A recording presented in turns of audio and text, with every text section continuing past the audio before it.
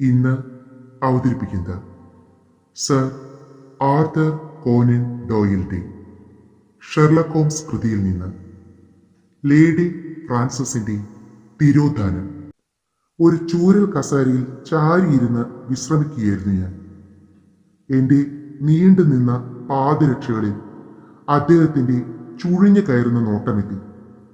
തുടർന്നാണ് ഷെർലക് ഹോംസിൽ നിന്ന് ഈ ചോദ്യമുണ്ടായത്. അല്പം അതിശയത്തോടെ ഞാൻ പറഞ്ഞു, ഇത് ഇംഗ്ലീഷ് സാധനം തന്നെയാണ്. ഓക്സ്ഫോർഡ് സ്ട്രീറ്റിലെ ലാറ്റി മേഴ്സിയിൽ നിന്ന് വാങ്ങിയതാണ്. ചെറിയ തോതിൽ നീരസം പ്രകടമാക്കിക്കൊണ്ട് അദ്ദേഹം പുഞ്ചിരിച്ചു. ആ കുളിയുടെ കാര്യമോ? നവോന്മേഷം പകരുന്ന നാടൻ സാധനങ്ങൾ നമുക്കുള്ളപ്പോൾ ആഡംബരത്തിനു വേണ്ടി, അധിക ചെലവിനു വേണ്ടി ആ ടർക്കിഷ് സ്നാനപ്പുരയിൽ പോയതോ? കഴിഞ്ഞ കുറേ ദിവസങ്ങളായി എനിക്ക് വാദത്തിന്റെ ഉപദ്രവമുണ്ട്. ടർക്കിഷ് ബാത്തിന് ഔഷധ ഗുണമുണ്ടെന്നാണല്ലോ പറയുന്നത്. ചൂട് പിടിക്കുകയും എണ്ണ തേച്ച് കുളിക്കുകയും ഒക്കെ ചെയ്യാമല്ലോ.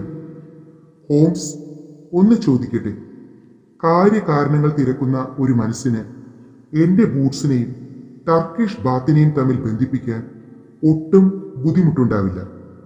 എന്നാൽ അവയെ തമ്മിൽ ബന്ധിപ്പിച്ചതെങ്ങനെ എന്നറിഞ്ഞാൽ കൊള്ളാം.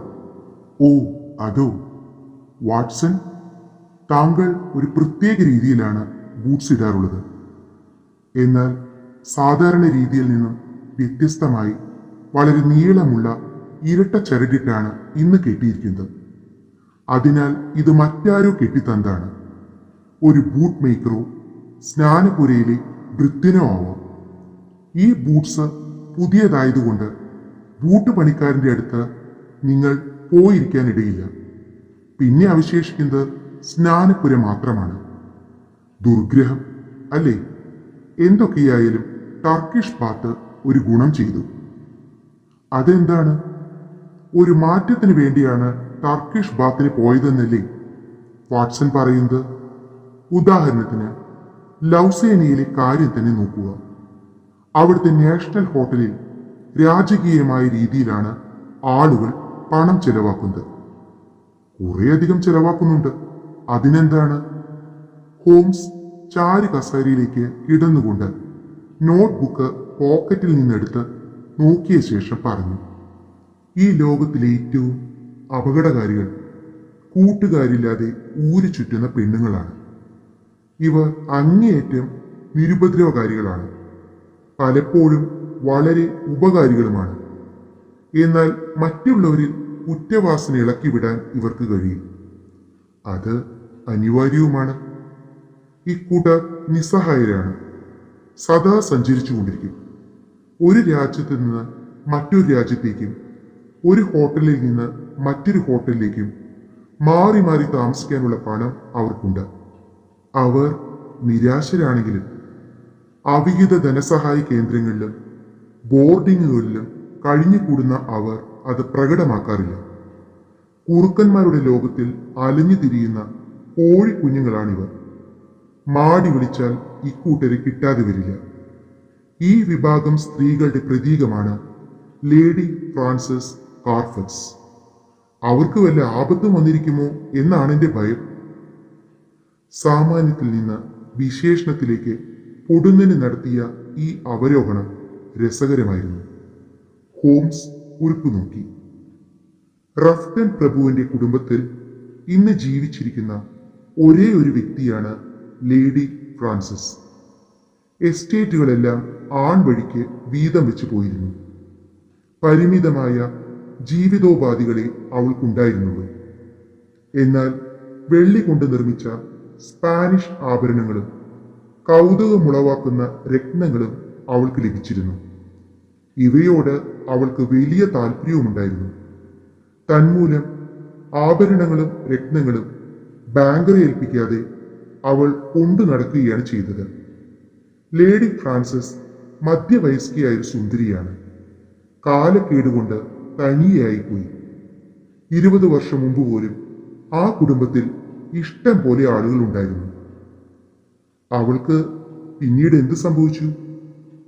ലേഡി ഫ്രാൻസിസിന് എന്ത് സംഭവിച്ചു എന്നല്ലേ? അവൾ മരിച്ചോ ജീവിച്ചിരിക്കുന്നോ അതാണ് നമ്മുടെ പ്രശ്നം. അവർക്ക് കൃത്യമായ ചില സ്വഭാവക്രമങ്ങളുണ്ട്. പണ്ട് അവളുടെ ആയിയായിരുന്ന മിസ് ഡോബനിക് കഴിഞ്ഞ 4 വർഷമായി ഒന്നിടവിട്ടുള്ള ആഴ്ചകളിൽ അവൾ കത്തയച്ചിരുന്നു. മിസ് ഡോബനി ക്യാമ്പർവെൽ എന്ന സ്ഥലത്ത് വിശ്രമ ജീവിതം നയിക്കുകയാണ്. എന്റെ അടുത്ത് ഈ പ്രശ്നം ഉന്നയിച്ചത് ആ സ്ത്രീയാണ്. അവർക്ക് മിസ് ലേഡി ഫ്രാൻസിസിന്റെ കത്ത് കിട്ടിയിട്ട് ഇപ്പോൾ 5 ആഴ്ചയോളമായി. ലൗസേനയിലെ നാഷണൽ ഹോട്ടലിൽ നിന്നായിരുന്നു ഒടുവിലത്തെ കത്ത്. ലേഡി ഫ്രാൻസിസ് അവിടം വിട്ടിരിക്കാനാണ് ന്യായം. എന്നാൽ അവർ പുതിയ മേൽവിലാസമൊന്നും നൽകിയിട്ടില്ല. ബന്ധുക്കൾ വളരെ വിഷമത്തിലാണ്. അവരൊക്കെ വലിയ പണക്കാരായതിനാൽ അവളെ കണ്ടുപിടിക്കാനായി എത്ര പണം വേണമെങ്കിലും ചെലവാക്കാൻ തയ്യാറാണ്. നമ്മൾ ഈ പ്രശ്നം പരിഹരിച്ചാൽ ആ പാഴ് ചെലവ് ഒഴിവാക്കാം. മിസ് ഡോബനിയിൽ നിന്ന് മാത്രമേ നമുക്ക് വിവരം ലഭിച്ചിട്ടുള്ളൂ. അവളുമായി എഴുത്തുകുത്തുള്ള മറ്റു പലരും കാണില്ലേ? പിന്നെ എഴുത്തുകുത്തുള്ളത് ബാങ്കുമായിട്ടാണ്. ഒറ്റപ്പെട്ട സ്ത്രീകൾക്ക് ജീവിക്കാൻ പണം വേണം. അതിനാൽ അവർ സദാ പാസ്ബുക്ക് കൊണ്ടു നടക്കും, ഒരു ചെറിയ ഡയറി പോലെ. സിൽവറ്റേഴ്സ് ബാങ്കിലാണ് അവളുടെ ഇടപാട്. ലൗസേനയിലെ ബില്ല് കൊടുത്തു കഴിഞ്ഞപ്പോൾ പാസ്ബുക്കിൽ ഒരു താള് മാത്രമേ ബാക്കിയുണ്ടായിരുന്നുള്ളൂ. ലൗസേനയിലേത് വലിയ തുകയായിരുന്നു. അതിനാൽ രൊക്കം പണം മാത്രമേ അവളുടെ പക്കലുണ്ടാവൂ. പിന്നെ അവളുടെ ഒരൊറ്റ ചെക്കേ മാറിയിട്ടുള്ളൂ. ആർക്കുള്ള ചെക്കാണ്? എവിടെ നിന്ന് മാറി? മിസ് മേരി ഡെവിൻ എന്നൊരാൾക്കാണ്. അത് എവിടെ നിന്ന് കിട്ടിയെന്നറിയാൻ വഴിയില്ല. മൗണ്ട് പെലിയറിലെ ക്രെഡിറ്റ് ലിയോണൈസ് ബാങ്കിൽ നിന്നാണ് പണം പറ്റിയിരിക്കുന്നത്. ഇത് 3 ആഴ്ചകൾക്ക് മുമ്പാണ്. 50 പൗണ്ട് ചെക്കായിരുന്നു അത്. ഈ മേരി ഡെവിൻ ആരാണ്? അത് കണ്ടുപിടിക്കാൻ എനിക്ക് കഴിഞ്ഞു. ലേഡി ഫ്രാൻസിസിന്റെ തോഴിയായിരുന്നു അവർ. ലേഡി ഫ്രാൻസിസ് എന്താവശ്യത്തിന് വേണ്ടിയാണ് ഈ ചെക്ക് കൊടുത്തതെന്ന് നാം ഇതുവരെയും കണ്ടുപിടിച്ചിട്ടില്ല. വാട്സന്റെ ഗവേഷണമായി ഇതൊക്കെ തെളിയുമെന്നാണ് എന്റെ ഉറച്ച വിശ്വാസം. എന്റെ ഗവേഷണങ്ങളും? വാട്സൺ അതിശയിച്ചു. അതെ, വാട്സൺ ലൗസേന വരെ ഒന്ന് പോകണം. ഞാൻ ഇവിടെയില്ലെങ്കിൽ സ്കോട്ട്ലൻഡ് യാർഡിന് ഏകാന്തത അനുഭവപ്പെടും. കുറ്റവാളികൾക്ക് അതൊരു പ്രേരണയായി ഭവിക്കും. വാട്സൺ, അതുകൊണ്ട് വാട്സൺ തന്നെ പോകണം. എന്തെങ്കിലും വിവരം അറിയിക്കാനുണ്ടെങ്കിൽ കമ്പി അടിക്കാൻ മറക്കരുത്. 2 ദിവസങ്ങൾക്ക് ശേഷം ലൗസേനയിലെ നാഷണൽ ഹോട്ടലിൽ ഞാനെത്തി. പ്രസിദ്ധനായ മാനേജർ എം മോസർ എന്നെ സ്വീകരിച്ചു. ലേഡി ഫ്രാൻസിസ് അവിടെ ആഴ്ചകളോളം താമസിച്ചിരുന്നതായി അദ്ദേഹം അറിയിച്ചു. അവളുമായി ഇടപെട്ട എല്ലാവർക്കും അവൾ വലിയ കാര്യമായിരുന്നു. അവൾക്ക് 40 വയസ്സിലേറെ പ്രായം വരികയില്ല.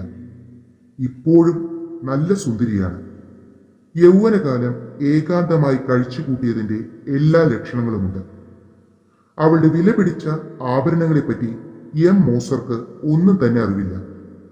എന്നാൽ അവളുടെ കിടക്കമുറിയിലിരുന്ന പെട്ടി എപ്പോഴും കൂട്ടിവെച്ചിരുന്നതായി ഭൃത്യന്മാർ പറഞ്ഞു കേട്ടിട്ടുണ്ട്. മേരി ഡെവിൻ എന്ന തോഴിയും യജമാനത്തിയെ പോലെ തന്നെ ജനപ്രീതി സമ്പാദിച്ചിരുന്നു. അവിടുത്തെ ഒരു ഹെഡ് വെയ്റ്ററുമായി അടുപ്പത്തിലായിരുന്നു. അതിനാൽ അവളുടെ മേൽവിലാസം കിട്ടാൻ ബുദ്ധിമുട്ടുണ്ടാവില്ല. റുവേദി ട്രാജൻ, മൗണ്ട് പേലിയർ എന്നാണ് ആ മേൽവിലാസം. ഇതെല്ലാം ഞാൻ കുറിച്ചുവെച്ചു. ഹോംസ് തന്നെ വന്നാലും വിവരങ്ങൾ ശേഖരിക്കുന്നതിൽ ഇത്രത്തോളം പ്രാവീണ്യം കാണിക്കുകയില്ലെന്ന് ഞാൻ തീർച്ചപ്പെടുത്തി. ഒരു കാര്യം മാത്രം ഒട്ടും വ്യക്തമായില്ല. പെട്ടെന്നൊരു നിമിഷത്തിൽ എന്തിന് സ്ഥലം വിട്ടു എന്ന് കണ്ടുപിടിക്കാൻ നടത്തിയ എല്ലാ ശ്രമങ്ങളും പരാജയപ്പെട്ടു. ലൗസേനയിൽ അവൾ വളരെ സന്തുഷ്ടയായിരുന്നു.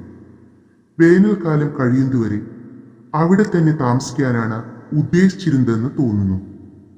ഒരൊറ്റ ദിവസത്തെ മുന്നറിയിപ്പോടുകൂടി സ്ഥലം വിടുകയായിരുന്നു. തന്മൂലം ഒരാഴ്ചത്തെ വാടക വെറുതെ കൊടുക്കേണ്ടി വന്നു. തോഴിയുടെ കാമുകനായി തീർന്ന ജൂൾസ് വിബർട്ടിന് മാത്രമേ എന്തെങ്കിലും നിർദ്ദേശം നൽകാനുള്ളൂ. ആ ഹോട്ടലിൽ ഒന്നോ രണ്ടോ ദിവസം മുമ്പ് മാത്രം വന്ന ഉയരമുള്ള ഒരാളുടെ കാര്യം അയാൾ ഓർത്തു. കറുത്ത നിറം, താടി മീശയുണ്ട്. അയാൾക്ക് പട്ടണത്തിൽ എവിടെയോ മുറികളുണ്ട്. കായൽ തീരത്ത് ഉലാത്തിക്കൊണ്ട് അവർ കാര്യമായി സംസാരിക്കുന്നത് കാണാമായിരുന്നു. പിന്നെയും അയാൾ ക്ഷണിച്ചു. അവൾ അത് നിരസിച്ചു. അയാൾ ഒരു ഇംഗ്ലീഷുകാരനാണ്. എന്നാൽ പേരുകൊണ്ട് അത് മനസ്സിലാക്കാൻ ബുദ്ധിമുട്ടുണ്ട്. ഒട്ടും താമസിയാതെ അവൾ സ്ഥലം വിട്ടു. അവർ തമ്മിലുള്ള അടുപ്പവും ഈ യാത്രയും തമ്മിൽ ബന്ധമുണ്ടെന്നായിരുന്നു ജൂൾസ് വിബർട്ട് കരുതിയത്. അയാളുടെ കാമുകിയും അങ്ങനെ തന്നെ കരുതിയെന്നത് വളരെ പ്രധാനപ്പെട്ട കാര്യമാണ്. ജൂൾസ് ചർച്ച ചെയ്യാതിരുന്നത് ഒരു കാര്യമേയുള്ളൂ: മേരി തന്റെ യജമാനത്തിയുമായി തെറ്റിപ്പിരിയാനുള്ള കാരണങ്ങൾ. അതേപറ്റി ഒരക്ഷരം പോലും അയാൾ പറഞ്ഞില്ല, പറയുകയുമില്ല. മൗണ്ട് പേലിയറിൽ പോയി മേരിയോട് തന്നെ ചോദിച്ചാലേ അതറിയാൻ കഴിയും. അങ്ങനെ ഈ അന്വേഷണത്തിന്റെ ഒന്നാം ഘട്ടം കഴിഞ്ഞു. ലൗസേന വിട്ട ശേഷം ലേഡി ഫ്രാൻസിസ് പാർക്കുന്ന സ്ഥലത്ത് പോയി അന്വേഷിക്കുകയാണ് അടുത്ത ഘട്ടം. ആരിൽ നിന്നും രക്ഷപ്പെടാൻ അവളിപ്പോൾ രഹസ്യമായി താമസിക്കുകയാണെന്ന് കരുതാനായിരുന്നു ന്യായം. അവളുടെ ലഗേജുകളിൽ പരസ്യമായി ബേഡനിലേക്ക് എന്ന് എഴുതിയത് എന്തിനാണ്? ആരെയോ തെറ്റിദ്ധരിപ്പിക്കാനാണെന്ന് തീർച്ച. അവളും ആ ലഗേജുകളും ഏതൊക്കെയോ വളഞ്ഞ വഴികളിലൂടെ റൈൻ സുഖവാസ കേന്ദ്രത്തിൽ എത്തിച്ചേർന്നു. കുക്സ് കമ്പനിയുടെ മാനേജറിൽ നിന്നാണ് ഇത്രയും വിവരങ്ങൾ ശേഖരിച്ചത്. എല്ലാ വിവരങ്ങളും കാണിച്ച് ഹോംസിന് ഞാൻ കമ്പിയടിച്ചു.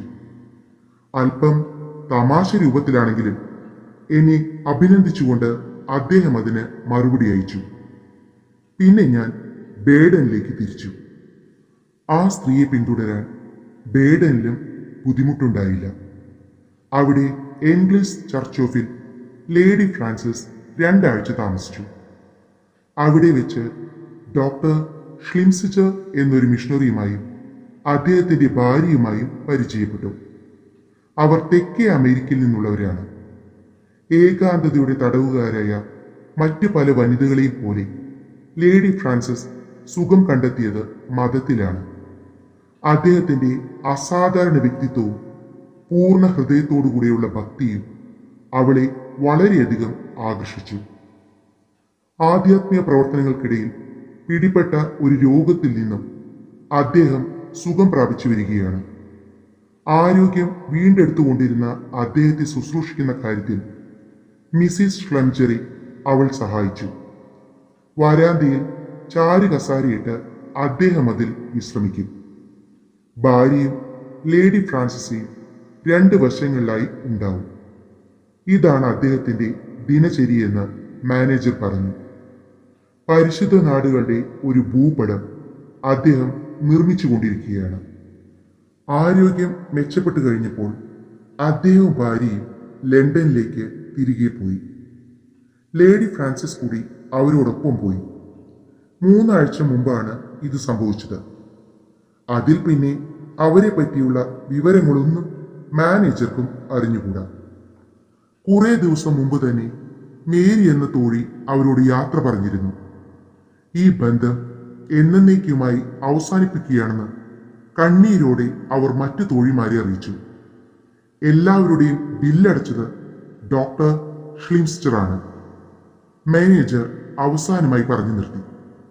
ലേഡി ഫ്രാൻസിസിനെ പറ്റി അന്വേഷിക്കുന്ന 2ാമത്തെ ആളാണ് നിങ്ങൾ. ഇതേ ചോദ്യങ്ങളുമായി ഒരാഴ്ച മുമ്പാണ് മറ്റൊരാൾ വന്നത്. അയാൾ പേര് വലുതും പറഞ്ഞു. ഇല്ല, പക്ഷേ ഒരു ഇംഗ്ലീഷുകാരനാണ്, വെറും സാധാരണക്കാരനല്ല. ഹോംസിനെ അനുകരിച്ചുകൊണ്ട് ഞാൻ ചോദിച്ചു, ഒരു പ്രാകൃത മനുഷ്യനാണോ? ശരിയാണ്, അയാളെക്കുറിച്ച് അങ്ങനെ മാത്രമേ പറയാൻ കഴിയൂ. ആൾ തടിയനും താടിമീശക്കാരനുമാണ്. വെയിൽ കൊണ്ട് ശരീരം കറുത്തിട്ടുണ്ട്. വലിയ പരിഷ്കാര ഹോട്ടലുകളേക്കാൾ ഒരു കർഷക സത്രമാണ് അയാൾ കിണങ്ങുന്നതെന്ന് തോന്നും. ഒരു ഭീമാകാരനായ മനുഷ്യൻ. പക്ഷേ അയാളെ കുറ്റം പറയാൻ എനിക്ക് തോന്നിയിട്ടില്ല.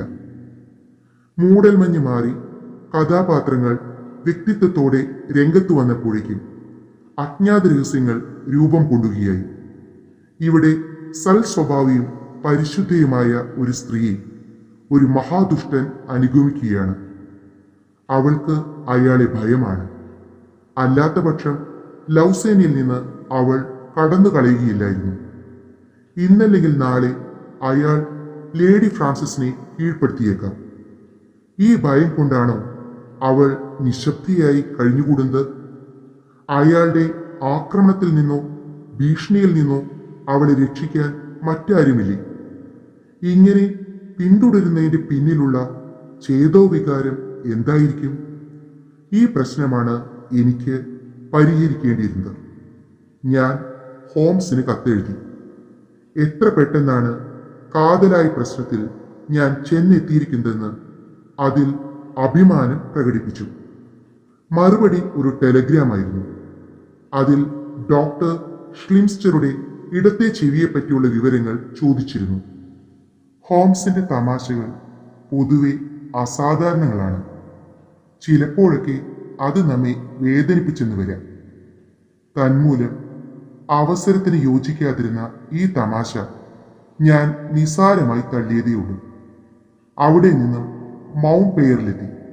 മേരി അന്വേഷിച്ചുള്ള യാത്രയായിരുന്നു അത്. അവളെ കണ്ടുപിടിക്കാൻ ബുദ്ധിമുട്ടേണ്ടി വന്നില്ല. അവൾ പരാമർശിക്കുന്ന കാര്യങ്ങളെപ്പറ്റിയും എനിക്ക് അറിയാമായിരുന്നു. അവൾ വളരെ വിശ്വസ്തയാണ്. തൻ്റെ യജമാനത്തി സുരക്ഷിതമായ കരങ്ങളിൽ എത്തപ്പെട്ടിരിക്കുന്നു എന്ന് ബോധ്യമായതുകൊണ്ടാണ് അവൾ സേവനം അവസാനിപ്പിച്ച് പിരിഞ്ഞു പോകുന്നത്. തൻ്റെ വിവാഹവും അടുത്തു വരികയാണ്. ഒരു വേർപാട് കൂടിയേ തീരും. എന്നാൽ ബേഡനിൽ വെച്ച് മേരി തൻ്റെ നിലപാട് സൂചിപ്പിച്ചപ്പോൾ അവർ തമ്മിൽ അല്പം തെറ്റി. തൻ്റെ സ്വഭാവശുദ്ധിയിൽ സംശയമുണ്ടായിട്ടാണോ പിരിഞ്ഞു പോകുന്നതെന്ന് ഫ്രാൻസിസ് അവളോട് ചോദിച്ചു. ഈ അഭിപ്രായ വ്യത്യാസം അവരുടെ വേർപാട് എളുപ്പമാക്കി. കല്യാണ സമ്മാനമെന്ന നിലയ്ക്ക് 50 പവൻ അവർ മേരിക്ക് നൽകി. എന്നെപ്പോലെ തന്നെ മേരിയും ആ പ്രാകൃത രൂപിയായ അപരിചിതനെ വളരെ ആശങ്കയോടെയാണ് കണ്ടിരുന്നത്. കായൽ തീരത്ത് വെച്ച് അയാൾ ഫ്രാൻസിസിനെ ബലമായി കടന്നു പിടിച്ച കാര്യം അവൾ ഓർത്തു. ഷ്ലംസിജറുടെ കൂടെ ലണ്ടനിലേക്ക് പോയ തൻ്റെ യജമാനത്തിക്ക് ഇനി ആപത്തൊന്നും വരാനില്ലെന്ന് മേരി ഉറച്ചു. ഈ ഭീഷണിയെപ്പറ്റി അവൾ മേരിയോട് യാതൊന്നും പറഞ്ഞിട്ടില്ലെങ്കിലും ലേഡി ഫ്രാൻസിസ് നിരന്തരം ഭയപ്പെട്ടാണ് കഴിയുന്നതെന്ന് അവൾക്കറിയാമായിരുന്നു. സംസാരിച്ചു കൊണ്ടിരിക്കുന്നതിനിടയിൽ അവൾ ചാടി എഴുന്നേറ്റ് പേടിച്ചു വിറച്ചു. ഞാൻ പറഞ്ഞില്ലേ, ആ നാശം പിടിച്ചവൻ ഇതാ ഇങ്ങോട്ട് വരുന്നു. സ്വീകരണ മുറിയിലെ ജനാലയിലൂടെ ഞാനത് കണ്ടു. ഇരുണ്ട നിറത്തിലുള്ള ഒരു തടിയൻ, പരുക്കൻ താടി മീശ. അയാൾ വീടുകൾ നോക്കി നോക്കി വരികയാണ്. എന്നെ പോലെ അയാളും ആ സ്ത്രീയെ അന്വേഷിച്ചിറങ്ങിയിരിക്കുകയാണ്. പെട്ടെന്ന് ഞാൻ എഴുന്നേറ്റ് ചെന്ന് അയാളെ സ്വീകരിച്ചു. നിങ്ങളൊരു ഇംഗ്ലീഷുകാരനല്ലേ? ഞാൻ ചോദിച്ചു. ഞാൻ ആരായാലും നിങ്ങൾക്ക് എന്താ നഷ്ടം? താങ്കളുടെ പേരെന്താണ്? വേണ്ട വേണ്ട, അതൊന്നും ചോദിക്കേണ്ട. രംഗം വല്ലാതെ വഷളായിപ്പോയി. അതിനാൽ വളച്ചു കെട്ടാതെ കാര്യം പറയുന്നതാണ് ഏറ്റവും നല്ല വഴിയെന്ന് തോന്നി. ലേഡി ഫ്രാൻസിസ് കാർഫെക്സ് എവിടെ? ഞാൻ ചോദിച്ചു. അയാൾ അന്തം വിട്ട് എന്നെ നോക്കി. നിങ്ങൾക്ക് അവരുമായുള്ള ഇടപാടെന്താണ്? നിങ്ങൾ എന്തിനാണ് അവളെ പിന്തുടരുന്നത്? മറുപടി പറഞ്ഞേ തീരൂ. ഞാൻ ഉറപ്പിച്ചു പറഞ്ഞു. അയാൾ കോപത്തോടുകൂടി ഗർജിച്ചുകൊണ്ട് ഒരു കടുവയെ പോലെ എന്റെ നേരെ ചാടി.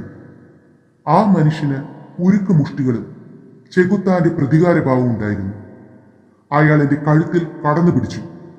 ഞാൻ ഏതാണ്ട് ബോധം കെട്ട നിലയിലായി. ഭാഗ്യവശാൽ ഇത് കാണാനിടയായ ഒരു ഫ്രഞ്ചുകാരൻ ഓടിയെത്തി. അയാളുടെ കയ്യിൽ ഒരു കുറുവടി ഉണ്ടായിരുന്നു. ആക്രമിയെ അയാളൊന്ന് പ്രഹരിച്ചു.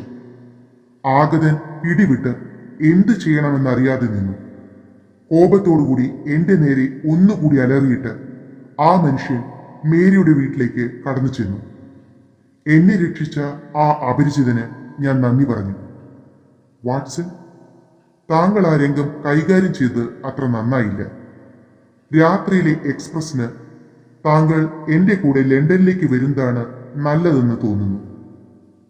1 മണിക്കൂറിന് ശേഷം ഞാൻ ഹോട്ടലിലെത്തുമ്പോൾ എന്റെ മുറിയിൽ ഒരാളിരിക്കുന്നു. Sherlock Holmes. ആപത്തിൽ നിന്ന് എന്നെ രക്ഷിച്ചത് ഹോംസ് തന്നെയായിരുന്നു. വാട്സൺ, തുടർച്ചയായി വിചിത്രമായ അന്വേഷണമാണ് താങ്കൾ നടത്തിയത്. അസാധ്യമായ ഒരബദ്ധവും ചെയ്യാതെ താങ്കൾ വിട്ടുകളഞ്ഞതായി ഞാനിപ്പോൾ ഒന്നും ഓർക്കുന്നില്ല. എല്ലായിടത്തും ആപൽ സൂചന നൽകുകയും ഒന്നും കണ്ടെത്താതിരിക്കുകയുമാണ് താങ്കൾ ചെയ്തത്. ഹോംസ്, താങ്കളായാലും ഇതിൽ കൂടുതലൊന്നും ചെയ്യുമായിരുന്നില്ല. ഈർഷ്യയോടെ ഞാൻ പറഞ്ഞു. ഞാൻ മെച്ചമായി ചെയ്തു കഴിഞ്ഞു. നിങ്ങളുടെ കൂടെ ഈ ഹോട്ടലിൽ താമസിക്കുന്ന ബഹുമാനപ്പെട്ട ഫിലിപ്പ് ഗ്രീൻ ഇതാ വരുന്നു. അയാളിൽ നമുക്ക് വിജയകരമായ ഒരു അന്വേഷണത്തിനുള്ള ആരംഭസ്ഥാനം കാണാം. ഞങ്ങളിരുന്ന മുറിയിലേക്ക് ഒരു താടിക്കാരൻ കടന്നു വന്നു. എന്നെ ആക്രമിച്ച അതേ ആൾ തന്നെ. മിസ്റ്റർ ഹോംസ്, ഇതെന്താണ്? അയാൾ ചോദിച്ചു. നിങ്ങൾ ക്ഷണിച്ചതനുസരിച്ചല്ലേ ഞാൻ വന്നത്. ഈ മനുഷ്യൻ എന്താണ് ഇവിടെ കാര്യം?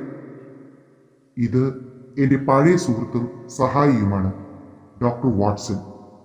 അദ്ദേഹം ഇക്കാര്യത്തിൽ നമ്മെ സഹായിച്ചുകൊണ്ടിരിക്കുകയാണ്. ആ അപരിചിതൻ എനിക്ക് കൈ തന്നു. തഴമ്പ് പിടിച്ച കൈകൾ. അയാൾ എന്നോട് മാപ്പ് ചോദിച്ചു. അതിനുശേഷം അയാൾ ഹോംസിനോട് ഒരു സംശയം ഉന്നയിച്ചു. മിസ്റ്റർ ഹോംസ്, ഈ ലോകത്ത് ഞാൻ എന്നൊരാളുണ്ടെന്ന് നിങ്ങൾ എങ്ങനെ അറിഞ്ഞു? ലേഡി ഫ്രാൻസിസിന്റെ ആയിയായിരുന്ന മിസ് ഡോബനിയിൽ നിന്ന് എനിക്ക് വിവരങ്ങൾ കിട്ടാറുണ്ട്. ആ പഴയ സൂസൻ ഡോബനി, ഞാൻ അവരെ നല്ലവണ്ണം ഓർക്കുന്നു. അവർക്ക് നിങ്ങളെയും ഓർമ്മയുണ്ട്. ദക്ഷിണാഫ്രിക്കയിലേക്ക് പോകാൻ നിങ്ങൾ ആലോചിച്ചിരുന്നില്ലേ? അതിനു മുമ്പുള്ള കാര്യങ്ങളാണ് അവർക്ക് ഓർമ്മയുള്ളത്. അങ്ങനെയോ? നിങ്ങൾക്കെന്റെ കഥ മുഴുവനും അറിയാം. ഞാൻ നിങ്ങളോട് ഒന്നും മറച്ചു വയ്ക്കുന്നില്ല. ഈ ലോകത്ത് ഒരു പുരുഷനും ഒരു സ്ത്രീയെ സ്നേഹിക്കാത്തത്ര തീവ്രമായിരുന്നു എനിക്ക് ഫ്രാൻസിസിനോടുള്ള സ്നേഹം. ഞാൻ മൃഗീയ സ്വഭാവമുള്ള ചെറുപ്പക്കാരനായിരുന്നുവെങ്കിലും എൻ്റെ സമപ്രായക്കാരുടെ അത്ര മോശക്കാരനായിരുന്നില്ല. എന്നാൽ അവളുടെ മനസ്സ് മഞ്ഞുകട്ട പോലെ പരിഭാവനമായിരുന്നു. മര്യാദക്കേടിന്റെ നിഴൽ വീഴ്ത്തിയാൽ പോലും അവൾക്ക് സഹിക്കാനാകുകയില്ല. എന്റെ ചെയ്തികളെക്കുറിച്ചൊക്കെ അറിഞ്ഞപ്പോൾ അവൾ എന്നോട് സംസാരിക്ക പോലും ചെയ്യാതെയായി. എന്നിട്ടും അവൾ എന്നെ സ്നേഹിച്ചു. അതാണ് അത്ഭുതം. എന്നെ കരുതി മാത്രം അവൾ കാത്തിരുന്നു. പിന്നെ എനിക്ക് പണവും പ്രതാപവും ഒക്കെ വന്നു ചേർന്നു. അപ്പോൾ അവളെ വശപ്പെടുത്തിയെടുക്കാൻ എളുപ്പമുണ്ടെന്ന് ഞാൻ വിചാരിച്ചു. പക്ഷേ അവൾ വഴങ്ങിയില്ല. ഇന്നും അവിവാഹിതയായി തന്നെ കഴിയുന്നു. ലൗസേനയിൽ വെച്ച് ഞാൻ അവളെ കണ്ടു. എങ്ങനെയും അവളിലൊരു മാറ്റമുണ്ടാക്കാൻ ഞാൻ ശ്രമിച്ചു നോക്കി. കാര്യമുണ്ടായില്ല. അടുത്ത ദിവസം ഞാൻ വന്നപ്പോഴേക്കും അവൾ സ്ഥലം വിട്ടിരുന്നു. അങ്ങനെ അന്വേഷിച്ചാണ് ബേഡനിലെത്തിയത്. അവളുടെ തോഴി ഇവിടെയുണ്ടെന്ന് അപ്പോഴാണ് അറിഞ്ഞത്. അവിടെ വെച്ച് ഡോക്ടർ വാട്സൺ അങ്ങനെ പറഞ്ഞപ്പോൾ എന്റെ നിയന്ത്രണം വിട്ടുപോയി. ദൈവത്തെ ഓർത്ത് നിങ്ങൾ പറയും, ലേഡി ഫ്രാൻസിസിന് എന്തു പറ്റി? അതാണ് ഞങ്ങൾ അന്വേഷിക്കുന്നത്. ഷെർലക് ഹോംസ് ഒരു പ്രത്യേക ഗൗരവഭാവത്തിൽ പറഞ്ഞു. മിസ്റ്റർ ഗ്രീൻ, നിങ്ങളുടെ ലണ്ടൻ വിലാസം എന്താണ്? ലാഗം ഹോട്ടലിൽ അന്വേഷിച്ചാൽ എന്നെ കാണാം. അങ്ങനെയെങ്കിൽ നിങ്ങൾ അങ്ങോട്ട് പോവുക. അന്വേഷിച്ചാൽ അവിടെ ഉണ്ടാവണം. തെറ്റായ പ്രതീക്ഷകളൊന്നും ഞാൻ തരുന്നില്ല. എന്നാൽ ലേഡി ഫ്രാൻസിസിന്റെ സുരക്ഷിതത്വം ഉറപ്പുവരുത്താൻ വേണ്ടുന്നതെല്ലാം ഞങ്ങൾ ചെയ്യുന്നതാണ്. തൽക്കാലം ഇതിൽ കൂടുതലൊന്നും പറയാനില്ല. ഈ കാർഡ് നിങ്ങളുടെ പക്കലിരിക്കട്ടെ. ആവശ്യമുള്ളപ്പോൾ ഞങ്ങളുമായി ബന്ധപ്പെടാം. വാട്സൺ, നിങ്ങളും തിരികെ പോവുകയല്ലേ? എങ്കിൽ മിസ്സിസ് ഹഡ്സന് ഞാനൊരു കമ്പി അടിക്കാം. വിശന്നു വരുന്ന 2 യാത്രക്കാർക്ക് നാളെ 7:30 ആഹാരം കൊടുക്കാൻ പരമാവധി പരിശ്രമിക്കണമെന്ന്. ഞങ്ങൾ ബേക്കർ സ്ട്രീറ്റിലെത്തിയപ്പോൾ അവിടെ ഒരു കമ്പി വന്നു കിടപ്പുണ്ടായിരുന്നു. താല്പര്യപൂർവ്വം വായിച്ചിട്ട് അദ്ദേഹം അത് എന്റെ കയ്യിൽ തന്നു. പരുക്കൻ അഥവാ പിളർന്നത് എന്ന് മാത്രമേ അതിലുള്ളൂ. ബേഡനിൽ നിന്ന് അയച്ചതാണ്. ഇതെന്താണ്? ഇതെല്ലാമാണ്. അപ്രസക്തമെന്ന് നിങ്ങൾക്ക് തോന്നിയ ഒരു ചോദ്യം ഓർക്കുന്നുണ്ടോ? ആ മിഷണറിയുടെ ഇടത്തെ ചെവിയെ പറ്റി. അതിന് നിങ്ങൾ മറുപടി അയച്ചില്ലല്ലോ. ഞാൻ ബേഡൻ വിട്ടു കഴിഞ്ഞിരുന്നതിനാൽ അന്വേഷിക്കാൻ കഴിഞ്ഞില്ല. ശരിയാണ്. അതുകൊണ്ട് ഞാൻ അതിൻ്റെ ഒരു പകർപ്പ് ഇംഗ്ലീഷ് ചെർഫോഫിന് അയച്ചു. അതിൻ്റെ മറുപടിയാണിത്. ഇതിൽ പറയുന്നത് എന്താണ്? കുശാഗ്രബുദ്ധിയും അപകടകാരിയുമായ ഒരു അസാധാരണ മനുഷ്യനെയാണ് നാം കൈകാര്യം ചെയ്യുന്നത്. റവറൻ ഡോക്ടർ ഷ്ലിംസ്റ്റർ തെക്കേ അമേരിക്കയിൽ നിന്ന് വന്ന മിഷണറിയാണെന്നല്ലേ നാം ധരിച്ചിരിക്കുന്നത്? ആസ്ട്രേലിയയിൽ ഇന്നോളം ഉണ്ടായിട്ടുള്ള അക്രമികളിൽ അഗ്രഗണ്യനായ ഹോളി പീറ്റേഴ്സ് തന്നെയാണ് അയാൾ. അലഞ്ഞു തിരിയുന്ന പെണ്ണുങ്ങളുടെ മതവികാരം ചൂഷണം ചെയ്ത് അവരെ അപഹരിക്കുക എന്താണ് അയാളുടെ മുഖ്യ വിനോദം. അയാളുടെ ഭാര്യയായി അഭിനയിക്കുന്നത് ഫ്രേസർ എന്നൊരു ഇംഗ്ലീഷ് വനിതയാണ്. അവർ ഇക്കാര്യത്തിൽ അയാളെ നല്ലവണ്ണം സഹായിക്കുന്നു. അയാളുടെ തന്ത്രങ്ങളും ശാരീരിക സവിശേഷതകളുമെല്ലാം വെച്ചുകൊണ്ട് ആദ്യം തന്നെ ഞാൻ ഇത് സംശയിച്ചിരുന്നു. 89 നടന്ന ഒരു വഴക്കിൽ അയാൾക്ക് ഒരു നല്ല കടിയേറ്റിട്ടുണ്ട്. ഈ പൈശാചിക ദമ്പതികളുടെ പിടിയിലാണ് പാവപ്പെട്ട ഈ സ്ത്രീ അകപ്പെട്ടിരിക്കുന്നത്. അവൾ കൊല്ലപ്പെട്ടിരിക്കാനും വളരെ സാധ്യതയുണ്ട്. അല്ലാത്ത പക്ഷം മിസ് ഡോബിനിക്കോ മറ്റാർക്കെങ്കിലുമോ കത്തെഴുതാൻ പോലും കഴിയാത്ത വിധം അവൾ തടങ്കലിൽ കഴിയുകയായിരിക്കും. അവൾ ലണ്ടനിൽ തന്നെ ഉണ്ടാവുമെന്നാണ് എൻ്റെ അന്ധകരണം പറയുന്നത്.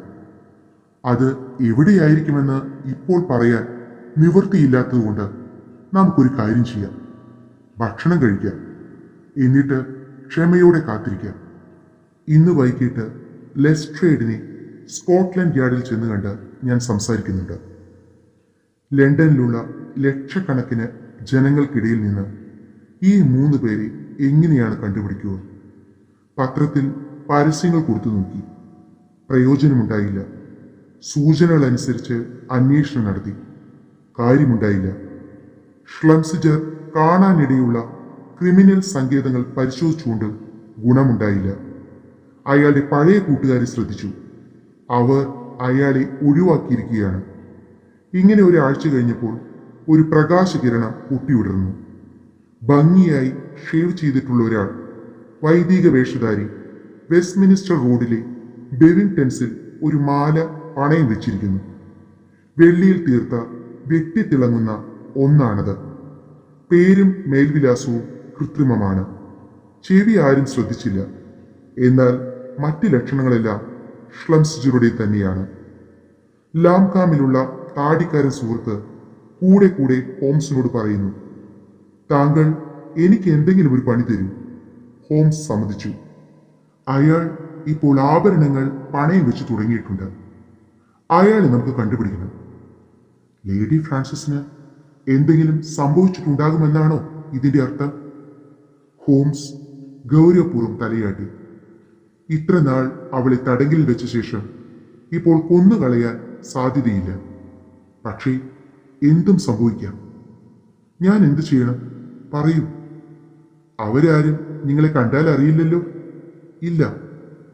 താമസിയാതെ തന്നെ അയാൾ മറ്റൊരു പണയമെടുപ്പുകാരനെ സമീപിച്ചേക്കാൻ സാധ്യതയുണ്ട്. അങ്ങനെ സംഭവിച്ചാൽ നമുക്ക് വേണ്ടത് ചെയ്യാം. ബെവിങ്ടൺസിൽ തന്നെ വീണ്ടും എത്തിയെന്ന് വരാം. ഞാൻ അവർക്കൊരു കുറിപ്പ് തരാം. നിങ്ങൾക്ക് അവിടെ ഇരിക്കാം. അയാൾ അവിടെ വരുന്നുണ്ടെങ്കിൽ കൂടെ വീട്ടിലേക്ക് പോകണം. അവിവേകമൊന്നും കാണിക്കരുത്. ബലപ്രയോഗവും പാടില്ല. എന്റെ അറിവും അനുവാദവും കൂടാതെ യാതൊന്നും ചെയ്യരുത്. ഫിലിപ്പ് ഗ്രീൻ 2 ദിവസം കാവലിരുന്നു. കാര്യമൊന്നും ഉണ്ടായില്ല. 3-ാം ദിവസം വൈകിട്ട് അയാൾ ഓടിയെത്തി. അയാൾ കിതയ്ക്കുകയാണ്. നമുക്ക് അയാളെ കിട്ടി, അയാൾ വിളിച്ചു പറഞ്ഞു. വെപ്രാളം പിടിച്ചിരുന്ന അയാളെ ഹോംസ് ശാന്തനാക്കി ഒരു ചാരി കസാരയിൽ പിടിച്ചിരുത്തി. എന്താണ് സംഭവിച്ചത്? പറയൂ, ഹോംസ് നിർദ്ദേശിച്ചു. 1 മണിക്കൂർ മുമ്പേ അവൾ വന്നു. അയാളുടെ ഭാര്യ. ഓ, ആ സ്ത്രീ. അവൾ ഓഫീസിൽ നിന്നിറങ്ങിയപ്പോൾ ഞാൻ പിന്നാലെ നടന്നു.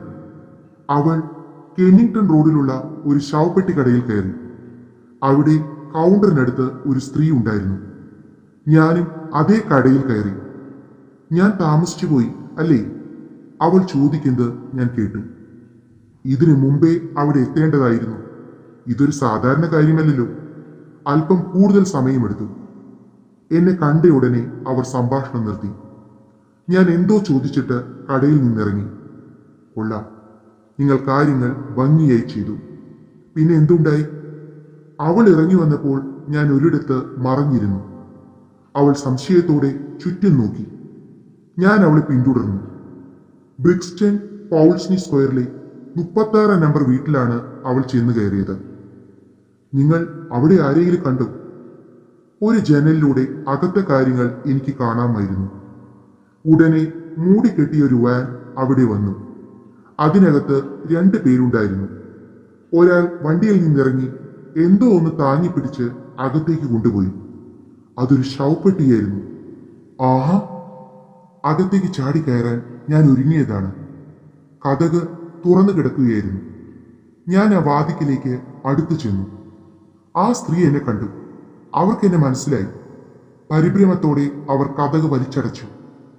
എന്റെ വാഗ്ദാനം ഞാൻ ഓർത്തു. ഉടനെ ഇങ്ങോട്ട് പോരുകയും ചെയ്തു. നിങ്ങൾ ഭംഗിയായി അത് നിർവഹിച്ചു. അദ്ദേഹം ഒരു തുണ്ട് കടലാസിൽ എന്തോ കുറിച്ചു. ഒരു വാറണ്ടിനുള്ള അപേക്ഷയായിരുന്നു അത്. ഇതിനോടകം അവളെ അവർ കൊന്നിട്ടുണ്ടാവും. ആ ശവപ്പെട്ടി എന്തിനു വേണ്ടി? ആർക്കു വേണ്ടി? അതോ അവൾക്ക് വേണ്ടി തന്നെയാണോ? ഗ്രീൻ പരിഭ്രമം പ്രകടിപ്പിച്ചു. മിസ്റ്റർ ഗ്രീൻ, നമുക്ക് കഴിവുള്ളതെല്ലാം ചെയ്യാം. ഒരൊറ്റ നിമിഷവും പാഴാക്കരുത്. ഇത് നമുക്ക് കൈകാര്യം ചെയ്യാം. പോലീസിനെ ഏർപ്പാട് ചെയ്യുന്നതിന് വേണ്ടി ഗ്രീൻ പുറത്തേക്ക് പോയി. ഞാനും ഹോംസും കൂടി സംഭവ സ്ഥലത്തേക്ക് തിരിച്ചു. യാത്രക്കിടയിൽ ഹോംസ് സംഭവങ്ങൾ സമഗ്രമായി വിലയിരുത്തി. വിശ്വസ്തയായ തോഴിയിൽ നിന്ന് വേർപ്പെടുത്തിയ ശേഷം അവർ ഈ സ്ത്രീയെ ലണ്ടനിലേക്ക് അപഹരിച്ചു കൊണ്ടുപോയി വീട്ടുതടങ്കലിൽ പാർപ്പിച്ചു.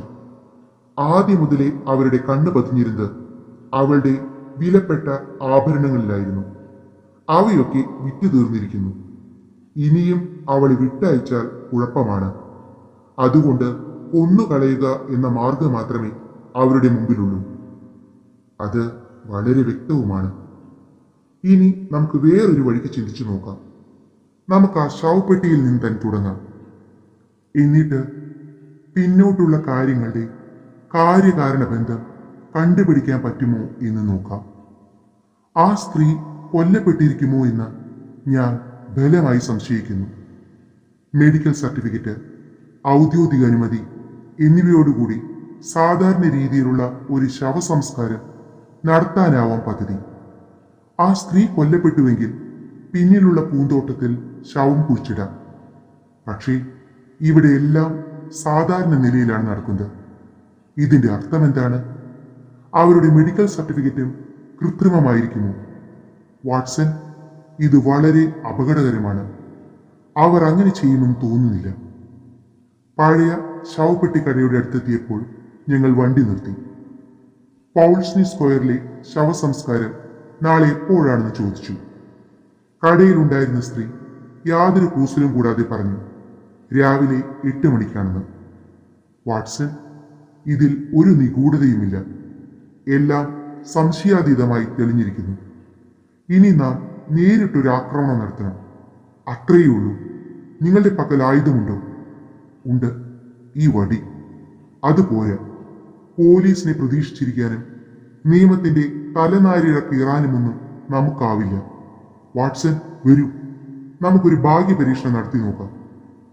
പൗൾസ്നി സ്ക്വയറിലെ ഒരു വലിയ വീടിന്റെ വാതിക്കൽ ഞങ്ങൾ ചെന്നു. സർവത്ര ഇരുട്ട്. ഹോംസ് ഉച്ചത്തിൽ മണിയടിച്ചു.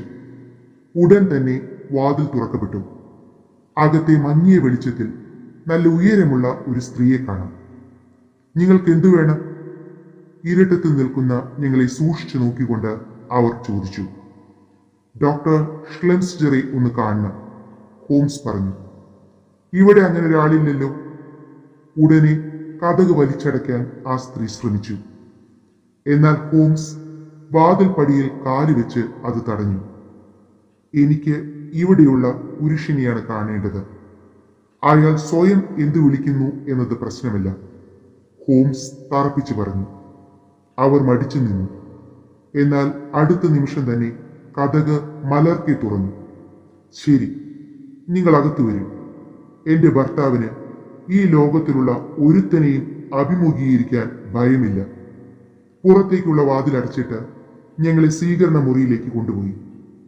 മിസ്റ്റർ പീറ്റേഴ്സിനെ ഉടൻ തന്നെ നിങ്ങൾക്ക് കാണാം. ആ വാക്കുകൾ അക്ഷരാർത്ഥത്തിൽ ശരിയായിരുന്നു. അതാ ഒരു തടിയൻ കടന്നു വരുന്നു. ഭംഗിയായി ഷേവ് ചെയ്തിട്ടുണ്ട്. കഷണ്ടി തലയാണ്. ചുമന്നു തുടുത്ത വലിയ മുഖം, തൂങ്ങിക്കിടക്കുന്ന കവിളുകൾ. കൃത്രിമമായ ഔദാര്യഭാവം പ്രകടമാണ്. എങ്കിലും ക്രൂരതയും ദുഷ്ടതയുമാണ് ആ മുഖത്തെ ഭാവങ്ങൾ. മാന്യന്മാരായി നിങ്ങൾക്ക് എന്തോ തെറ്റ് പറ്റിയിട്ടുണ്ട്. ആരോ തെറ്റിച്ച് പറഞ്ഞു തന്നതായിരിക്കും. നിങ്ങൾ ഈ വഴിയെ മുന്നോട്ട് ചെന്നാൽ ചിലപ്പോൾ മതി. ഞങ്ങൾക്ക് വെറുതെ കളയാൻ സമയമില്ല. താങ്കൾ ഹെൻറി പീറ്റേഴ്സ് ആണ്. മുമ്പ് തെക്കേ അമേരിക്കയിലെ റവറൻ ഡോക്ടർ ഷ്ലെംസ്ജർ ആയിരുന്നു. എന്റെ പേര് ഷെർലക് ഹോംസ്. അത്ര തന്നെ തീർച്ചയാണ് നിങ്ങളെ പറ്റി പറഞ്ഞ കാര്യങ്ങളും. പീറ്റേഴ്സ് ഞങ്ങളെ തുറിച്ചു നോക്കി. എന്നിട്ട് ശാന്തമായി പറഞ്ഞു, മിസ്റ്റർ ഹോംസ്, നിങ്ങളുടെ പേര് കേട്ടാൽ ഉടനെ ഞാൻ ഞെട്ടിപ്പോവുകയൊന്നുമില്ല. അയവുള്ള മനസാക്ഷിയോട് കൂടിയ ഒരാളെ വിരട്ടിക്കളയാമെന്ന് കരുതേണ്ട. എന്റെ വീട്ടിൽ നിങ്ങൾക്ക് എന്താണ് കാര്യം? എനിക്കറിയേണ്ടത് ഇത്ര മാത്രമാണ്. ബേഡനിൽ നിന്ന് നിങ്ങൾ അപഹരിച്ചു കൊണ്ടുകടന്ന ലേഡി ഫ്രാൻസിസ് ഇപ്പോൾ എവിടെയാണ്? അയാൾ ശാന്തനായി പറഞ്ഞു. ആ സ്ത്രീ എവിടെയാണെന്ന് നിങ്ങൾക്ക് പറയാൻ കഴിയുമോ? എങ്കിൽ ഞാൻ സന്തുഷ്ടനായിരിക്കും. അവൾ എനിക്ക് 100 പവന്റെ ഒരു ബില്ല് തന്നു തീർക്കാനുണ്ടായിരുന്നു. അതിന് തെളിവൊന്നും ഹാജരാക്കാനില്ല. ബേഡനിൽ വെച്ച് അവൾ സ്വയം മിസ്സിസ് പീറ്റേഴ്സിനോടും എന്നോടും അടുത്തുകൂടി. അന്ന് ഞാൻ മറ്റൊരു പേരാണ് ഉപയോഗിച്ചുകൊണ്ടിരുന്നത്. അവൾ ഞങ്ങളുടെ കൂടെ ലണ്ടനിലേക്ക് പോന്നു. അവളുടെ ബില്ലടച്ചതും ടിക്കറ്റ് എടുത്തതും ഞാനാണ്. കടം വീട്ടാനായി കുറെ കാലഹരണപ്പെട്ട ആഭരണങ്ങൾ തന്നിട്ട് അവൾ എങ്ങോ പോയി. ഹോംസ്, നിങ്ങൾ തന്നെ അവളെ കണ്ടുപിടിച്ചോളൂ. അതിന് ഞാൻ നിങ്ങളോട് കടപ്പെട്ടവനായിരിക്കും. ഞാൻ തന്നെ കണ്ടുപിടിക്കണമല്ലേ? എങ്കിൽ അവളെ കണ്ടുപിടിക്കുന്നതിന് ഞാൻ ഈ വീടൊന്ന് പരിശോധിക്കാൻ പോവുകയാണ്, ഹോംസ് പറഞ്ഞു. വാറണ്ട് എവിടെ? ഉടനെ ഹോംസ് പോക്കറ്റിൽ നിന്നും റിവോൾവർ വലിച്ചെടുത്തു. ശരിയായ വാറണ്ട് വരുന്നതുവരെ ഇത് മതിയാകും. എന്ത്? നിങ്ങളൊരു കൊള്ളക്കാരനാണോ? നിങ്ങൾ അങ്ങനെ തന്നെ പറഞ്ഞോളൂ. എന്റെ കൂട്ടുകാരനും ഒരു മഹാദുഷ്ടനാണ്. ഞങ്ങൾ ഒന്നിച്ച് താങ്കളുടെ വീട് പരിശോധിക്കുകയാണ്. ഞങ്ങളുടെ എതിരാളി തന്നെ കതക് തുറന്നു. ആനി, പോലീസിൽ അറിയിക്കൂ, അയാൾ പറഞ്ഞു. വാട്സൺ, നമുക്ക് സമയം തീരെയില്ല. പീറ്റേഴ്സ്, നിങ്ങളെ തടയാൻ ശ്രമിച്ചാൽ നിങ്ങൾക്ക് അപകടം വരും, തീർച്ച. ആ ശവപ്പെട്ടി എവിടെ? നിങ്ങളുടെ വീട്ടിലേക്ക് നേരത്തെ കൊണ്ടുവന്ന ശവപ്പെട്ടി. ശവപ്പെട്ടി നിങ്ങൾക്കെന്തിന്? അത് ഉപയോഗത്തിലിരിക്കുകയാണ്. അതിനൊരു ശവശരീരമുണ്ട്. അതെനിക്ക് കണ്ടേ പറ്റൂ. ഒരിക്കലും ഞാനത് സമ്മതിക്കുകയില്ല. എങ്കിൽ നിങ്ങളുടെ സമ്മതം കൂടാതെ. ഹോംസ് നിനച്ചിരിക്കാതെ അയാളെ തള്ളി മാറ്റിയിട്ട് ഹാളിലേക്ക് കടന്നു. അവിടെ പകുതി അടഞ്ഞ ഒരു വാതിൽ കണ്ടു. ഞങ്ങൾ അതുവഴി കടന്നു. അത് ഭക്ഷണമുറിയാണ്. അവിടെ മേശയ്ക്ക് കീഴിൽ ഒരു ശവപ്പെട്ടിരിക്കുന്നു. ഹോംസ് വിളക്കിന്റെ തിരി ഉയർത്തി. ശവപ്പെട്ടിക്കുള്ളിൽ എല്ലാം തോലുമായ ഒരു മനുഷ്യരൂപം കിടക്കുന്നു. പ്രായം ചെന്ന് ചുക്കിച്ചുളിഞ്ഞ മുഖമാണ്. കൊലപാതകത്തിന്റെ ലക്ഷണങ്ങളൊന്നുമില്ല. പട്ടിണി കൊണ്ടോ രോഗം കൊണ്ടോ ഉള്ള മരണമാവാം. ഈ കാണുന്ന അസ്ഥിപഞ്ജരം ഒരുപക്ഷെ ലേഡി ഫ്രാൻസിസിൻ്റെതാവും. ഹോംസിന്റെ മുഖത്ത് അത്ഭുതവും അതേസമയം ആഹ്ലാദവും കളിയാടി. ദൈവത്തിന് സ്തുതി, ഇത് മറ്റാരുടേതാണ്? ഹോംസ് മന്ത്രിച്ചു. മിസ്റ്റർ ഹോംസ്, നിങ്ങൾ ഒരിക്കൽ കൂടി പടുവിഡ്ഢിയായി. ഞങ്ങളുടെ പിന്നാലെ വന്ന പീറ്റേഴ്സ് പറഞ്ഞു. മരിച്ച ഈ സ്ത്രീ ആരാണ്? നിങ്ങൾക്കത് യഥാർത്ഥത്തിൽ അറിയണമെങ്കിൽ പറയാം. എന്റെ ഭാര്യയെ മുമ്പ് ശുശ്രൂഷിച്ചിരുന്ന ഒരാളാണ്. റോസ് പെൻഡർ എന്നാണ് അവരുടെ പേര്. ബ്രിക്സ്റ്റൺ വർക്ക് ഹൗസിൽ വെച്ച് ഞങ്ങൾ അവരെ കണ്ടുമുട്ടി. അവരെ ഞങ്ങൾ ഇവിടെ കൊണ്ടുവന്നു. ഡോക്ടർ ഹോർമസിനെ വിളിച്ചു വരുത്തി. ഫിർബാങ്ക് വിലാസിലുള്ള ആളാണ്. മേൽവിലാസം കുറിച്ചെടുത്തുകൊള്ളൂ. ക്രിസ്തീയ മതാചാര പ്രകാരം ശവസംസ്കാരം നടത്തും. വാർദ്ധക്യ സഹജമായ രോഗം മൂലം മരിച്ചു എന്നാണ് ഡോക്ടർ പറയുന്നത്. അത് ഡോക്ടറുടെ വെറും ഒരു അഭിപ്രായമാണ്. യാഥാർത്ഥ്യം നിങ്ങൾക്ക് ഭംഗിയായി അറിയാമായിരിക്കും. നാളെ രാവിലെ 8 മണിക്കാണ് ശവസംസ്കാരം നടക്കുന്നത്. മിസ്റ്റർ ഹോംസ്, ഈ പറഞ്ഞതിൽ വല്ല അപാകതയുമുണ്ടോ? ലേഡി ഫ്രാൻസിസിനെ അന്വേഷിച്ചു വന്ന നിങ്ങൾ 90 വയസ്സുള്ള ഒരു വൃദ്ധയുടെ ശവശരീരമാണ് കണ്ടത്. അപ്പോൾ നിങ്ങളുടെ മുഖത്ത് പ്രകടമായ ജാളിത ഫോട്ടോയിലാക്കി വെക്കേണ്ടതായിരുന്നു. ഹോംസിന് അടക്കാൻ വയ്യാത്ത രോഷമുണ്ടായി. എന്നാൽ കെട്ടിവെച്ചിരുന്ന കൈകൾ അതിനനുസരിച്ച് പ്രവർത്തിച്ചില്ല. മറ്റ് സ്ഥലങ്ങൾ കൂടി പരിശോധിക്കട്ടെ? അത് വേണോ? ദയനീയമായി പീറ്റേഴ്സ് ചോദിച്ചു. വഴിയിൽ കനത്ത കാൽ പെരുമാറ്റം കേട്ടു. അത് ഇങ്ങോട്ട് വരികയാണ്. അതിന്റെ ഗുണമെന്താവുമെന്ന് നമുക്ക് കാണാമല്ലോ. ഓഫീസർമാരെ, ഇതുവഴി വരണേ. ഇവർ എന്റെ വീട്ടിൽ ബലാത്കാരമായി കടന്നിരിക്കുകയാണ്. എനിക്കിവരെ ഇറക്കിവിടാൻ കഴിയുന്നില്ല. ഇവരെ പറഞ്ഞുവിട്ട് ഞങ്ങളെ സഹായിക്കണേ. ഒരു സാർജന്റും കോൺസ്റ്റബിളും പടിവാതിൽ നിന്നു. ഹോംസ് തന്റെ കാർഡ് കാണിച്ചു. ഇതെന്റെ പേരും മേൽവിലാസവുമാണ്. കൂടെ നിൽക്കുന്നത് ഡോക്ടർ വാട്സൺ, എന്റെ സുഹൃത്താണ്. സാർ, വളരെ ഉപകാരം. താങ്കളെപ്പറ്റി ഞങ്ങൾക്ക് ധാരാളം അറിയാം. എന്നാൽ ഒരു വാറന്റ് കൈവശമില്ലാതെ നിങ്ങൾക്ക് ഇവിടെ നിൽക്കാൻ സാധ്യമല്ല, സാർജന്റ് അറിയിച്ചു. നിങ്ങൾ പറയുന്നത് ശരിയാണ്. എനിക്കത് പൂർണ്ണമായി അറിയാം. അവനെ അറസ്റ്റ് ചെയ്യൂ. പീറ്റേഴ്സ് അട്ടഹസിച്ചു. ഈ മാന്യനെ അറസ്റ്റ് ചെയ്യണമെങ്കിൽ തന്നെ അതെപ്പോഴാണ് ചെയ്യേണ്ടതെന്ന് ഞങ്ങൾക്കറിയാം, സാർജന്റ് വളരെ ഗാംഭീര്യത്തോടെ പറഞ്ഞു. മിസ്റ്റർ ഹോംസ്, എന്നാൽ നിങ്ങൾ പോവുക തന്നെ വേണം. വെരി വാട്സൺ, നമുക്ക് പോകാം. നിങ്ങൾ വീണ്ടും തെരുവിലേക്ക് ഇറങ്ങി. ഹോംസ് തികച്ചും ശാന്തനായിരുന്നു. എന്നാൽ മാനഹാനിയും കോപവും കൊണ്ട് ഞാൻ കത്തിച്ചൊലിച്ചു നിൽക്കുകയായിരുന്നു. സാർജന്റ് ഞങ്ങളുടെ പിന്നാലെ എത്തി. മിസ്റ്റർ ഹോംസ്, ക്ഷമിക്കണം, ഞങ്ങൾ നിയമം നടപ്പാക്കുകയായിരുന്നു. സാർജന്റ്, നിങ്ങൾ പറഞ്ഞത് ശരിയാണ്. നിങ്ങൾക്കത് മാത്രമേ ചെയ്യാൻ കഴിയുമായിരുന്നുള്ളൂ. അവിടെ നിങ്ങൾ നിന്നതിന് തക്കതായ കാരണം കാണും. ഞാൻ എന്തെങ്കിലും ചെയ്യേണ്ടതായിട്ടുണ്ടോ? സാർജന്റ്, ഒരു സ്ത്രീയെ കാണാതായ പ്രശ്നമാണിത്. അവൾ അവിടെ ഉണ്ടാകുമെന്ന് ഞാൻ കരുതുന്നു.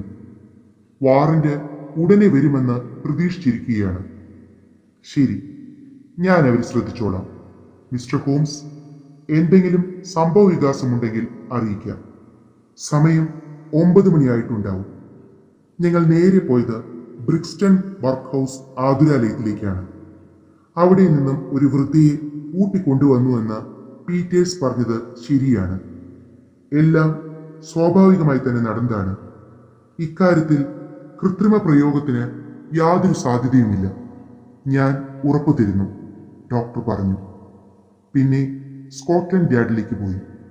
വാറന്റിന്റെ കാര്യത്തിൽ നടപടി സംബന്ധമായ കുറെ ബുദ്ധിമുട്ടുകളുണ്ട്. അല്പം കാലതാമസം ഉണ്ടാവുക സാധാരണമാണ്. നാളെ രാവിലെ മജിസ്ട്രേറ്റിന്റെ ഒപ്പുവെച്ച് കിട്ടും. അടുത്ത ദിവസത്തിനു വേണ്ടി അദ്ദേഹം കാത്തിരുന്നു. ഹോംസ് വേഷം മാറി വന്നിരിക്കുകയാണ്. മുഖത്ത് ശരിക്കും ഉറക്കച്ചടവ് കാണാം. ശവസംസ്കാരം 8 മണിക്കല്ലേ? അദ്ദേഹം ചോദിച്ചു. ഇപ്പോൾ 7:20. ഇതൊരു ജീവൻ മരണ പ്രശ്നമാണ്. 100% മരണത്തിന്റെ ഭാഗത്താണ്. 1% ജീവന്റെ ഭാഗത്ത് കണ്ടെന്നും വരാം. നാം അല്പവും താമസിക്കാൻ പാടില്ല. അക്കാര്യത്തിൽ ഞാൻ വിട്ടുവീഴ്ച ചെയ്യുകയുമില്ല. 5 മിനിറ്റിനുള്ളിൽ ഞങ്ങൾ ബേക്കർ സ്ട്രീറ്റിലെത്തി. ബിഗ് ബെൽ മറികടന്നപ്പോൾ 8 മണിക്ക് 25 മിനിറ്റേ ഉള്ളൂ. ബിഗ്സ്റ്റൺ റോഡിലെത്തിയപ്പോൾ കൃത്യം 8 മണി. 8:10 ശവമഞ്ചം ആ വീട്ടുപടിക്കൽ തന്നെ നിൽക്കുകയാണ്. ശവപ്പെട്ടി അതാ വരുന്നു. 3 പേർ താങ്ങിയെടുത്തുകൊണ്ട്. ഹോംസ് മുന്നോട്ട് കുതിച്ചു. അവരെ തടഞ്ഞു നിർത്തി. ഇത് തിരികെ കൊണ്ടുപോയിക്കൊള്ളൂ, അദ്ദേഹം ദൃഢസ്വരത്തിൽ പറഞ്ഞു. ഈ നിമിഷം ഇത് തിരികെ കൊണ്ടുപോയിക്കൊള്ളൂ. നിങ്ങൾ എന്ത് നാശമാണ് ഈ പറയുന്നത്? നിങ്ങളുടെ വാറന്റ് എവിടെ? പീറ്റേഴ്സ് അലറി. വാറന്റ് വരുന്നുണ്ട്. അത് വരുന്നതുവരെ ഈ ശവപ്പെട്ടി നിങ്ങളുടെ വീട്ടിൽ തന്നെ ഇരിക്കട്ടെ. പീറ്റേഴ്സ് പൊടുന്നനെ വീടിനുള്ളിലേക്ക് മറഞ്ഞു. ചുമട്ടുകാർ ശവം തിരികെ കൊണ്ടുപോയി. വാട്സൺ, വേഗം വേണം, ഇതാ ഒരു സ്ക്രൂ ഡ്രൈവർ. ശവപ്പെട്ടി വച്ചു കഴിഞ്ഞപ്പോൾ ഹോംസ് പറഞ്ഞു. വാട്സൺ, ഈ സ്ക്രൂ ഡ്രൈവർ എടുക്കൂ. ഒരൊറ്റ മിനിറ്റിനുള്ളിൽ ഇതിന്റെ മൂടി ഇളക്കിയാൽ നിങ്ങൾ സമർത്ഥൻ തന്നെ. പണി നടക്കട്ടെ. അത് കൊള്ളാം, ഇതുകൂടി, മറ്റേതുകൂടി. ഇനി ഒന്ന് ഒത്തുപിടിക്കൂ. കൊള്ളാം. അങ്ങനെ ഒടുവിൽ നാം അത് സാധിച്ചു. ശവപ്പെട്ടിയുടെ മൂടി ഇളകി. ക്ലോറോഫോമിന്റെ അതിരൂക്ഷമായ ഗന്ധം. ഒരു ശവശരീരം കിടത്തിയിരിക്കുന്നു. തുണി കൊണ്ട് തല ചുറ്റിക്കെട്ടിയിട്ടുണ്ട്. അതിൽ ക്ലോറോഫോം പിടിപ്പിച്ചിട്ടുണ്ട്. ഹോംസ് അത് വലിച്ചെടുത്തു. മധ്യവയസ്കയായ ഒരു സുന്ദരി, ആത്മീയ ചൈതന്യം തുളുമ്പി നിൽക്കുന്നു. വാട്സൺ, അവൾ മരിച്ചു. ജീവന്റെ ഒരു തരിയെങ്കിലും ബാക്കിയുണ്ടോ? നമ്മൾ അല്പം താമസിച്ചു പോയി അല്ലേ? ഞങ്ങൾ വന്നിട്ട് അരമണിക്കൂറോളം ആയിരിക്കുന്നു. പെട്ടിക്കുള്ളിലെ ശ്വാസമുട്ടലും ക്ലോറോഫോമിന്റെ വിഷഗന്ധവും കൂടിയായപ്പോൾ ലേഡി ഫ്രാൻസിസ് പൂർണ്ണമായും പ്രജ്ഞയേറ്റ് കിടന്നു. എങ്കിലും അത് സംഭവിച്ചില്ല. അവസാന നിമിഷത്തിൽ കൃത്രിമ ശ്വാസം നൽകാൻ കഴിഞ്ഞു. ഈതർ കുത്തിവെച്ചു. ശാസ്ത്രത്തിന് കഴിയുന്ന എല്ലാ ഉപായങ്ങളും ഉപയോഗിച്ചു. ജീവന്റെ തുടിപ്പ് പ്രത്യക്ഷമായി തുടങ്ങി. കണ്ണുകൾ ഇമയ്ക്കാൻ ശ്രമിക്കുന്നു. ജീവൻ വരാൻ തുടങ്ങുന്ന ലക്ഷണങ്ങൾ കണ്ടുവരുന്നു. ഒരു വണ്ടി ഓടിയെത്തി. ഹോംസ് സൂക്ഷിച്ചു നോക്കി. ലെസ്ട്രേഡ് വാറന്റുമായി എത്തിയിരിക്കുന്നു. അയാളുടെ കക്ഷികൾ രക്ഷപ്പെട്ടിട്ടുണ്ടോ? ആവൂ, ഇവിടെ നമുക്ക് മറ്റൊരു സുപ്രധാന ജോലിയുണ്ട്. ഈ സ്ത്രീയെ ശുശ്രൂഷിക്കുക. അതിന് നമ്മളെക്കാൾ അവകാശം മറ്റാർക്കുമില്ലല്ലോ. Good morning mister Green. Lady ഫ്രാൻസിസിനെ എത്രയും വേഗം ആശുപത്രിയിൽ എത്തിക്കുന്നുവോ അത്രയും നന്ന്. ആ വൃദ്ധയുടെ ശവശരീരം പെട്ടിയിൽ തന്നെ കിടപ്പുണ്ട്. ഈ സമയം കൊണ്ട് അവരെ ശ്മശാനത്തിൽ കൊണ്ടുപോയി സംസ്കരിക്കാം. വാട്സൺ, നിങ്ങൾ എഴുതുന്ന ചരിത്രാവലോകനത്തിൽ ഈ കേസിന്റെ കാര്യം കൂടി ഉൾപ്പെടുത്തിയാൽ കൊള്ളാം. അന്ന് വൈകുന്നേരം ഹോംസ് പറഞ്ഞു. എത്ര സമതുലിതമായ മനസ്സുള്ളവർക്കും പെട്ടെന്ന് ചില പാകപ്പിഴകൾ പറ്റിപ്പോയേക്കാം. അതിന് ഒരു ദൃഷ്ടാന്തമാണ് ഈ സംഭവം. എല്ലാ മനുഷ്യജീവികൾക്കും ഇത്തരം അബദ്ധങ്ങൾ പറ്റാവുന്നതാണ്. അവ മനസ്സിലാക്കുകയും തിരുത്തുകയും ചെയ്യുന്നവരാണ് മഹാന്മാർ. ഈ മഹത്വം ചെറിയ തോതിൽ എനിക്ക് അവകാശപ്പെടാമെന്ന് തോന്നുന്നു. നിസ്സാരമായി തള്ളിക്കളയാവുന്ന എന്തെങ്കിലും സൂചനയോ അസാധാരണ വാചകമോ വികാരനിർഭരമായ അഭിപ്രായ പ്രകടനമോ ശ്രദ്ധയിൽപ്പെട്ടാൽ പിന്നെ എനിക്ക് ഉറക്കമില്ല. അതുതന്നെയാണ് ചിന്ത. രാവിലെ ഉണർന്നാലും ഞാൻ അതുതന്നെ ചിന്തിക്കുന്നു. ശവപ്പെട്ടി കച്ചവടക്കാരന്റെ ഭാര്യ പറഞ്ഞ കാര്യം ഫിലിപ്പ് ഗ്രീനിൽ നിന്ന് നമ്മൾ കേട്ടില്ലേ? ഇതിനു മുമ്പേ അവിടെ എത്തിക്കേണ്ടതായിരുന്നു. ഇതൊരു സാധാരണ കാര്യമല്ലല്ലോ. അല്പം കൂടുതൽ സമയമെടുത്തു. ശവപ്പെട്ടിയെക്കുറിച്ചാണ് അവൾ പറഞ്ഞത്. ഇത് സാധാരണമല്ലാത്തൊരു കാര്യമാണ്. ഇതിന്റെ അർത്ഥം അത് നിർമ്മിച്ചിരിക്കുന്നത് പ്രത്യേക അളവിലാണെന്ന് മാത്രമായിരിക്കും. എങ്കിൽ എന്തിന്? പെട്ടിയുടെ അസാധാരണ വലിപ്പം, അതിനുള്ളിൽ പറ്റിക്കിടക്കുന്ന അസ്ഥികൂടവും കൂടി കണ്ടപ്പോൾ പെട്ടെന്ന് എനിക്കൊരു തോന്നലുണ്ടായി. ഇത്ര ശോഷിച്ച ഒരു ശവശരീരത്തിന് ഇത്ര വലിയ പെട്ടി എന്തിന്? മറ്റൊരു ശരീരം കൂടി കിടത്താൻ വേണ്ടിയാണത്. ഒരു സർട്ടിഫിക്കറ്റ് ഉപയോഗിച്ച് രണ്ടും കൂടി സംസ്കരിക്കാൻ കഴിയും. എന്റെ അന്തർനേത്രങ്ങൾ പ്രകാശിച്ചുകൊണ്ട് മാത്രമാണ് ഇത്രയൊക്കെ വ്യക്തമായി കാണാൻ കഴിഞ്ഞത്. 8 മണിക്ക് ലേഡി ഫ്രാൻസിസ് സംസ്കരിക്കപ്പെടും. ആ ശവപ്പെട്ടി വീട്ടിൽ നിന്ന് എടുക്കുന്നതിന് മുമ്പ് തന്നെ നമുക്കത് തടയാൻ കഴിയുമായിരുന്നു. അവളെ ജീവനോടെ കാണുകയെന്നത് തികച്ചും അസാധാരണമായ ഒരു സാധ്യതയായിരുന്നു. എങ്കിൽ പോലും ആ സാധ്യത നാം തള്ളിക്കളഞ്ഞുകൂടാ. അന്തിമ കാര്യങ്ങൾ അതാണ് തെളിയിച്ചത്. ഈ കക്ഷികൾ ആരെയും കൊന്നിട്ടുള്ളതായി ഞാൻ അറിഞ്ഞിട്ടില്ല.